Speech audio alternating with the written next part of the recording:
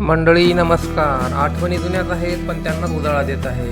तर बघा, आम्ही जात आहेत सुट्टीला जाताना आम्ही कॅम्पच्या बाहेर पडलेलो आहेत आणि ऑटो केलेला आहे. ऑटो करता करता एक रील काढावं म्हटलं आणि पोस्ट करावं म्हटलं. कॅम्पच्या बाजूलाच आमच्या आहे भली मोठी अशी गंगा नदी. गंगा नदीचं पात्र जवळपास तिकडे ते 2 किलोमीटर. नदीचं पात्र पार करतात आले रेल्वे स्टेशनला आल्यानंतर काढले यांनी थोडेफार फोटोमध्ये मेन्शन केलं नाही मला, कारण मी वाहत होतो बॅगांची जिम्मेदारी होती माझी. चला असू द्या, आम्ही आलो.